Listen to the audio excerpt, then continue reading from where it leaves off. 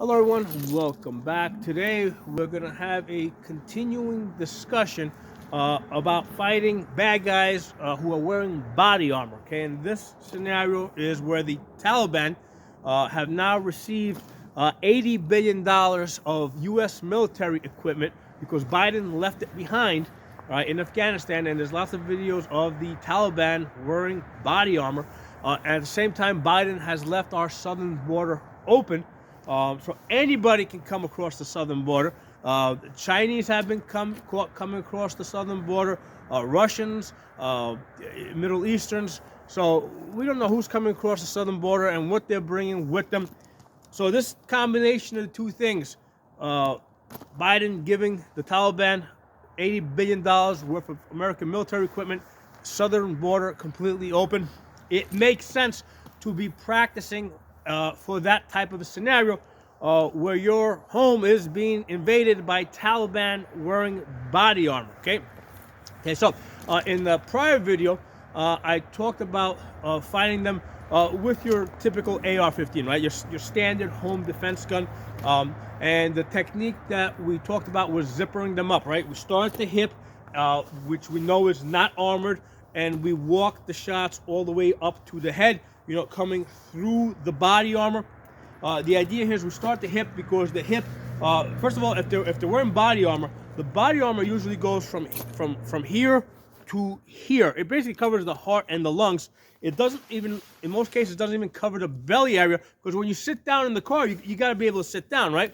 Because presumably they're not walking to your house, they're driving there, so they got to be able to sit down. So the body armor basically goes from here to here. It's basically like it's only about 12 to 14 inches long. So it makes sense to start at the hip, which we know is unarmored, right? Because otherwise people wouldn't be able to walk around, and basically come up through the belly onto the plate. Now, when we get to the plate, what we're doing is we're putting percussive hits on the plate to basically beat them up. Now, as we come up through the center, we might hit their hands, we might hit the gun, but no, but even if you're just hitting the plate, nobody's going to ignore that, all right? That's going to get them to react somehow. And what's typically going to happen is, they're going to stop shooting at you and think about, taking cover. So if they turn to the side, it might open up an armpit over here.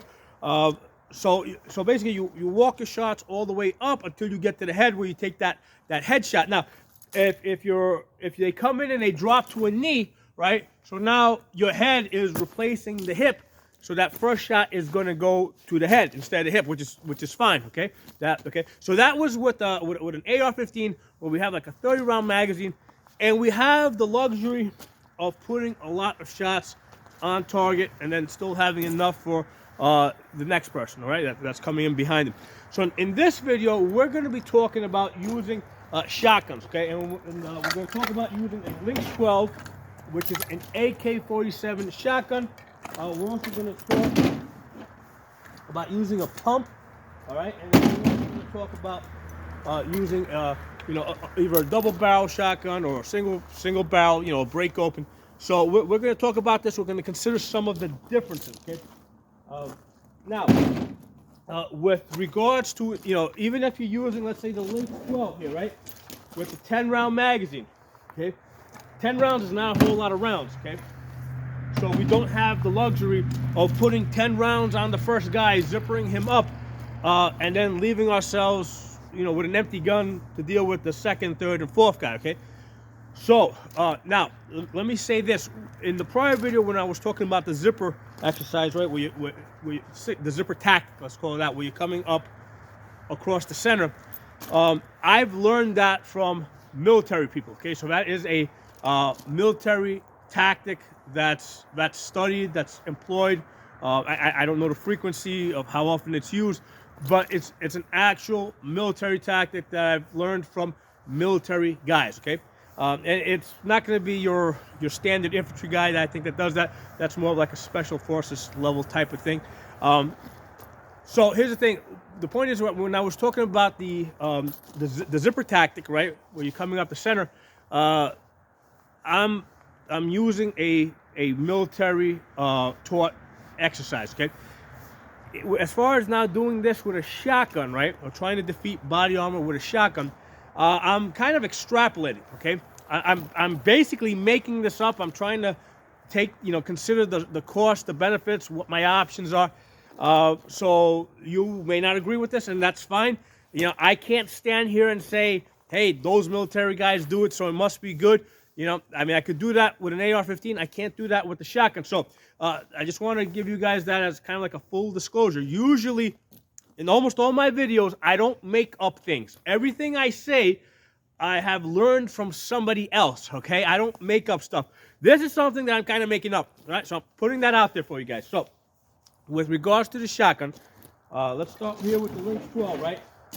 You got a 10-round magazine, plus you can have one in the chamber. You got 11 rounds. We don't have the luxury of zippering somebody up the center and basically running out of ammo. So what are the options, right? Ideally, I want to put one shot per person. First of all, what are we using? We're using buckshot or slugs, okay? It's going to be one or the other.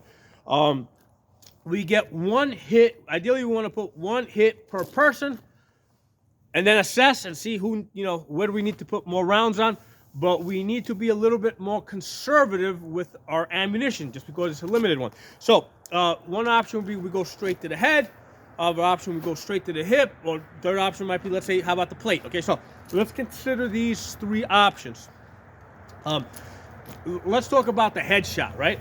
Headshot, because people might say, hey, why not put the first shot in the head, get them done? Well, I discussed this in the prior video. The head is a small target. It moves, okay? Hard to hit. Now, a lot of times people will say, hey, but the shotgun spreads out. You don't need to even aim it. The bore of this gun is about 72% of an inch, okay? When the shot, right, whether it be buckshot, even using obviously if you're using slug, you're only getting one thing coming out. But if you're using buckshot, right, when the buck comes out of this barrel, it is exactly the diameter of this barrel, okay? It's about 3/4 of an inch wide, okay? At 30 yards, where those rims are down there, it opens up to about 14, 15 inches, right? At 30 yards, okay? At the 7 yards that I've got over there, it's basically opened up maybe to the size of my fist, probably a little bit smaller. So this is all you get. So if you're taking a headshot with buckshot at relatively close range, right, like inside your house, basically, if you can punch here, here, even between the legs, and you can miss, okay? So you have to aim the gun. You can't say, hey, we're using a shotgun, we're not going to aim the gun. It's not going to open up that much, okay? The benefit that we get, though, is the shot's going to probably be about the size of my fist. It's going to punch hard, okay?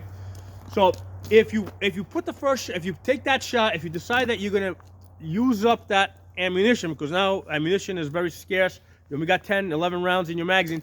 If you decide to put it on the plate, yeah, it's going to punch them hard, knock them back, okay?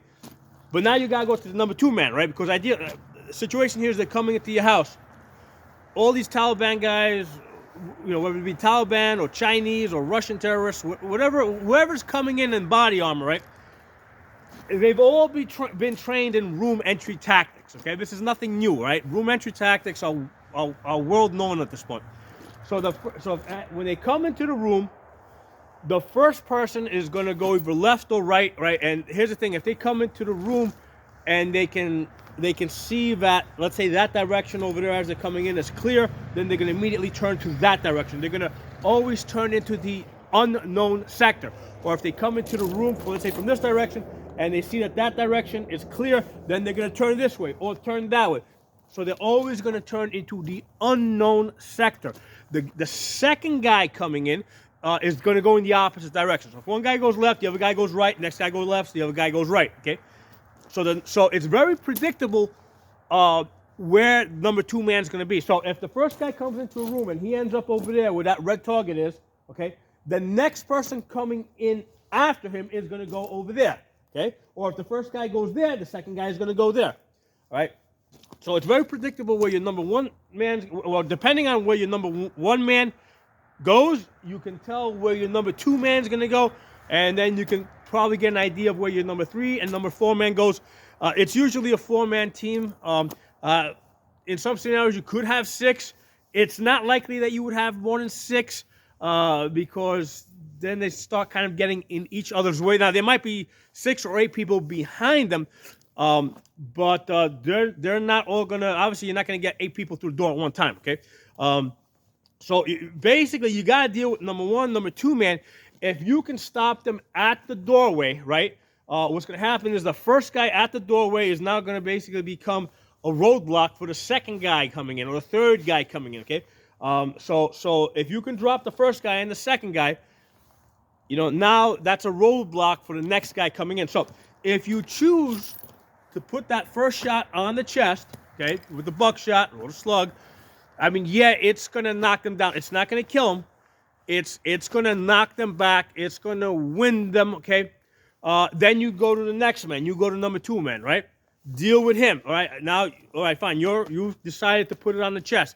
You're going to put down, let's say, number 2 man. But by the time you put down number 2 man, right, if you're putting it in the chest, the first guy, number 1 man, is starting to get his shit together, and number 3 man's on his way in now, right? So the point is that you put down number 1 man, right, but you still now got to go back and deal with him, right, because you haven't incapacitated him, right? So shooting somebody on the plate, all right, with the buckshot or the slug is gonna knock the wind out of them, but there's a good chance that they're still coming back into the fight. So that's why I don't like the idea. If you got limited capacity, I don't like the idea of putting it on the plate. So how about the headshot, right? You figure you put the shot in the head over here, and then just you're done with him, right? You know, either buckshot or, because remember, even with the buckshot, you're not going to get that big spread. You're basically getting a spread like this, straight to the face, he's out. Okay. The problem with the head is the head moves, right? The hip does not move. Head moves a lot, okay? So there's a good chance that you're going to miss, okay? So now you've wasted your shot. Now, the other thing to consider is the position that you're shooting from. You're probably going to be behind cover, right? Probably kneeling, right? You might be behind your bed or behind a doorway, whatever, but you're going to be in a kneeling position, right? Like this. So if you're aiming at the head, you're aiming upwards, right? I'm exaggerating this, right? But if you're aiming at the head, your gun is pointed at an up angle. So what happens is you're aiming at the first guy's head, okay?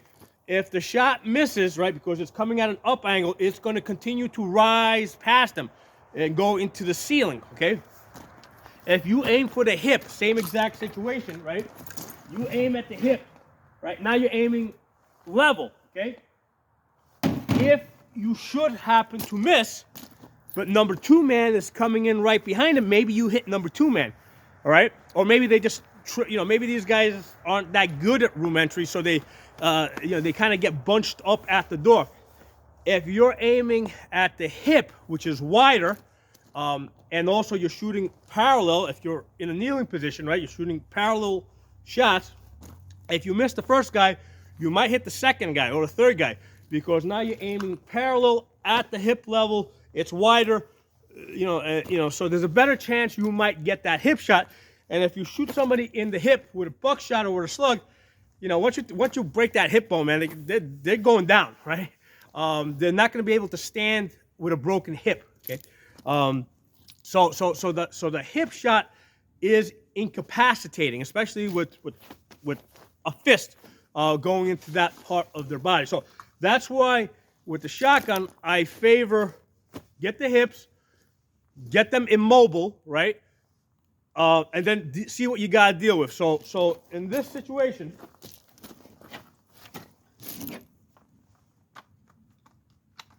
okay, you're in this position over here, right? Number 1 man comes in, number 2 man comes in, right? So you got your 4 shots, right? And I still got what, six rounds in the magazine. So if at that point I can assess the situation. If I see somebody is still holding on to their gun, still trying to point a gun in my direction, now I take the headshots. Okay. So I've only expended. So I've expended. If I got 4 men coming in, I've expended 4 bullets or 4 shells, right? and I still have another 6 left over to assess. Is there anybody else coming in after them? Are they still moving on the ground? Are they still trying to get the guns up and point them in my direction? I mean, in that situation, if you got Taliban coming into your house and you're outnumbered, you're not in a position where you can take prisoners, right? You gotta finish them, but you can finish them at your leisure. Okay, you can do the magazine change. Okay, after they're on the ground, now is the time to do the tactical reload. Okay, now let's talk about the reload. Okay, the most difficult thing to do with the AK-47, especially the Lynks 12, is the reload, because you gotta rock it in. When you rock it in, this first round has to compress up against the bolt in order for this to go in. Okay, so that can be a real pain in the balls. So when you need to do the reload, okay, rather than trying to do it all tactical, spetsnaz, try to do it one-handed like this, what I recommend is turn the damn gun upside down, okay, and give yourself some real leverage. Hook that in there and pull that in, okay, right? Get this thing so that you can actually see it if you got enough light, and really wedge it in. Don't be afraid to do it. Turn the gun upside down and use, rest the barrel and lever this in, okay? Now you might say, hey, with practice you can get better with this, okay? Listen, nobody's practiced more than I do with the Lynks 12, okay? To put things into perspective for you guys, I've got 2 Sega 12s with broken bolt carriers, right? Cracked bolt carriers. Each of those did 30,000 rounds, okay? And then I've got 2 of these Lynks 12. Each of them did 15,000 rounds so far, okay? So that's a total of 90,000 rounds of shells, of shotgun shells, between the Segas and the Lynks, okay? So 90,000 rounds, 10 round magazines, right? Because I've only been using 10 round magazines. Okay, that means that with 90,000 rounds, each one of them holding 10 round magazines, I have done this action of putting the magazine in there 9,000 times, okay? Now, mind you, I didn't shoot all of those 90,000 shells. Usually I'm training other people, okay? But what I am training them in is to hit clay discs. I'm doing clay disc training. I'm teaching them to be able to find the target, get on the target, shoot the target, assess the target. So I am shooting them, I'm teaching them other things besides loading the magazines. And unless I think that they're gonna be actually buying one of these guns, I'm not gonna waste too much time teaching them to do this exercise of, whoops. All right. Unless I know that they're going to be buying this gun and they need to practice this magazine load, I'm not going to waste time on that. Okay, so that's why when I say that I have these guns, I have put about 90,000 rounds through my Segas and my Lynks. I haven't shot all 90,000 rounds, but I have, for the most part, loaded all the magazines. All right, just to speed things up. So I have done this action 9,000 times, okay? And then some, right? Because I'm demonstrating right now to you guys. So the thing I'm trying to say is that as far as getting better with the magazine changes, okay, there's a point of diminishing returns. Yes, as you do it, you get a little bit better.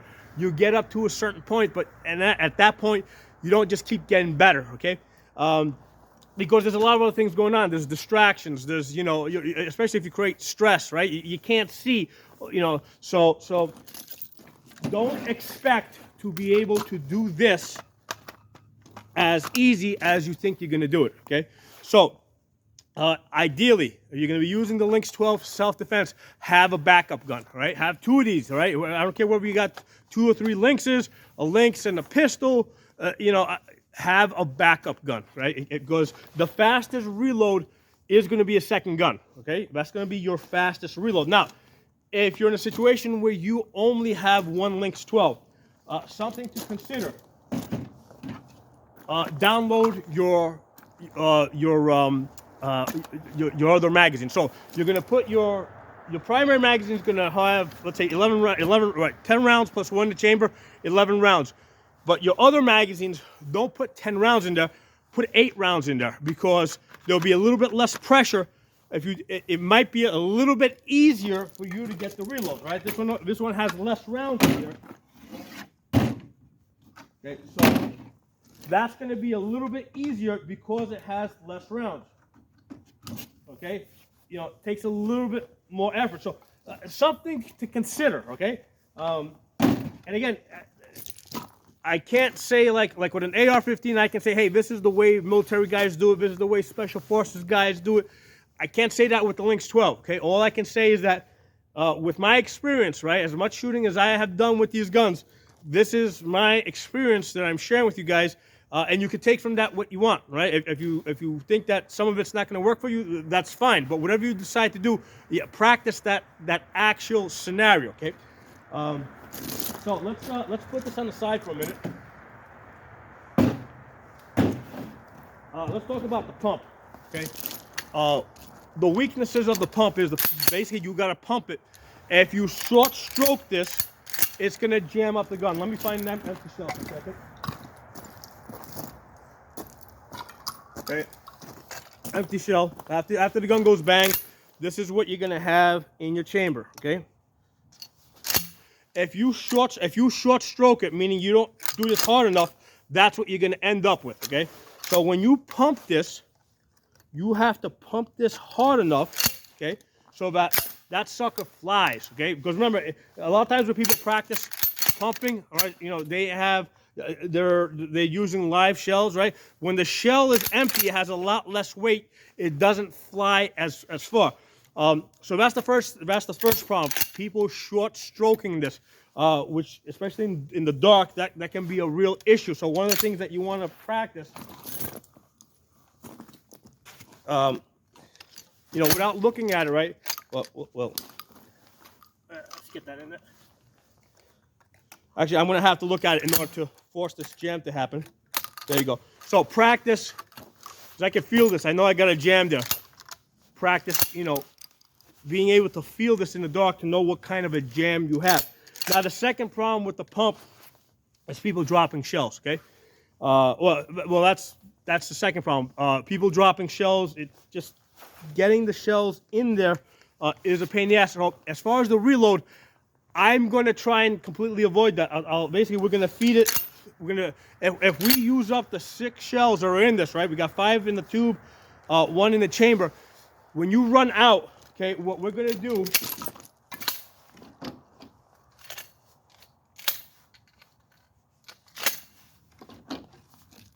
So same scenario here, right? I've got 1 in the chamber, 1 in the tube, right? I'm going to fire. I got number 1 man coming in, number 2 man, right? And then number 3 man comes in behind him, right? So I'm here, right? There you go. I jammed it. Fuck this shit. Get this out of there. All right, come up. Oh, crap. I'm empty. Grab the next shell. Throw it in through the ejection tube. Right? So the fastest reload for the shotgun, once your tube runs empty, is just keep throwing in the shells into the ejection port. Being careful not to put them in backwards, okay? Because especially if it's dark, it's really easy to accidentally take one of these shells, put it in backwards like I just did, and now this is gonna give you a problem, okay?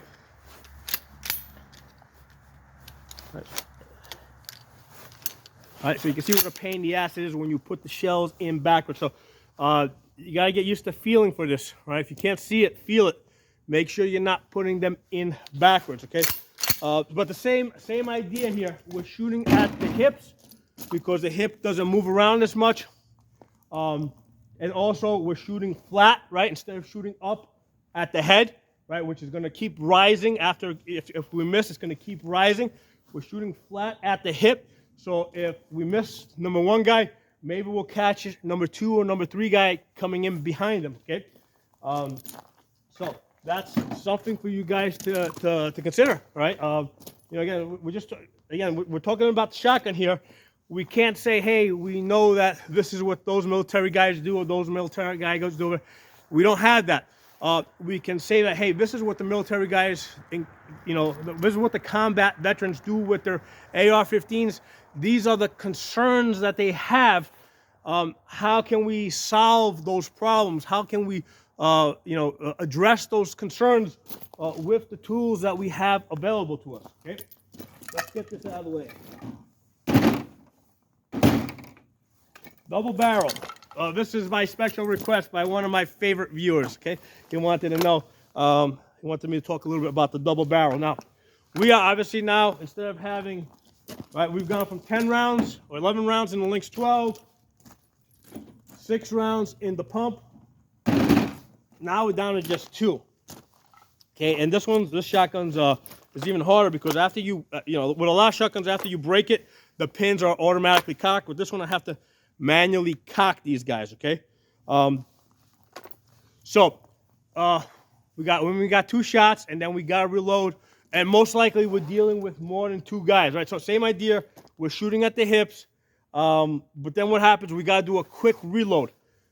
There's no quick reload, okay? Basically, what we're hoping for here is that we take out number 1 guy, take out number 2 guy. That serves as a roadblock for number 3 and number 4 guy coming in. But let's try and give ourselves a little bit of an advantage here, okay? So what I would definitely do, I would probably do this in all these cases, wherever, even if I got an AR-15 with any of the shotguns, but especially if I've only got a double barrel shotgun. What I want to do is I want to lay down some trip wire for those guys to trip over as they come in. I don't want to put obstacles up there that they can use for cover or for concealment, right? I just want to put trip wire across the ground, and that could be extension cords, right? Just take a long extension cord, like whatever, 25, 50-foot extension cords, and basically just run it back and forth. You may have to put some furniture in the corner so that you can wrap around the legs or something. And put some extension cord or rope if you've got rope. What I would try to do is almost create like a net, right? Almost like a net where they're kind of crisscrossing. So as they come in, they're tripping over the rope over there. They can't use the rope to aid them, right? They can't, I don't want to put something on the ground that they can use for cover or concealment. But I'm going to try and put some extension cords over there in like a net-like pattern where I got some going horizontal, maybe some going vertical. So as they're coming in, they're tripping, right? And that gives me the chance to do my reload. All right, so setting this thing up here.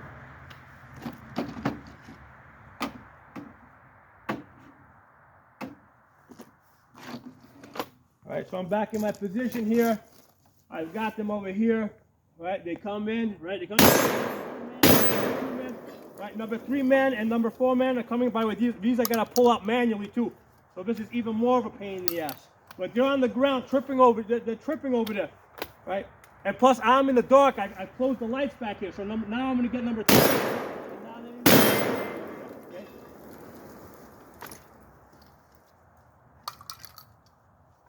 Okay,